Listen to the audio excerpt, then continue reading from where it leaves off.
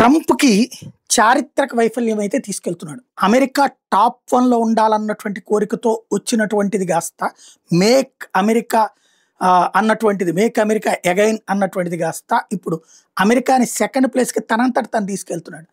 చైనాకి ప్రత్యామ్నాయంగా భారత్‌ని ఎదిగేలా చేసుకొచ్చినటువంటి ఈ ఒకప్పటి ట్రంప్, అలాగే ఒకప్పటి బైడెన్ వీళ్ళందరూ గూడా చైనాకి ప్రత్యామ్నాయంగా మనల్ని ఎదిగేలా చేశారు.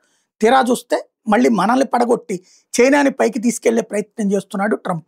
చైనా మీద పెట్టినటువంటి ఆంక్షలను తీసేసి చైనాకి సాష్టాంగ ప్రణామం చేస్తూ ఓవరాల్‌గా చైనా ఎదుగుదలకు సహకరిస్తూ చైనా, పాకిస్తాన్ వీళ్ళందరి కూటమికి సహకరిస్తూ భారతదేశంతో ఇబ్బంది పెడుతూ క్రమంగా సాగుతున్నటువంటిది అమెరికా చారిత్రక తప్పిదం చేస్తుంది. ట్రంప్ చారిత్రక తప్పిదం చేస్తున్నాడు.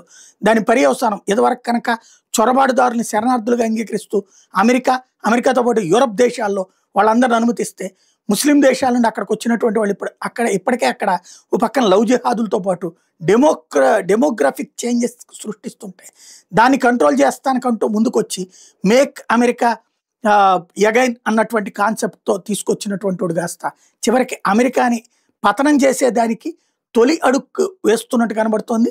మలి అడుగులు ఇలాగే సాగితే అమెరికా దెబ్బతిని చైనా ఆ ప్లేస్ని ఆక్యుపై చేసిన ఆశ్చర్యపోనక్కర్లా.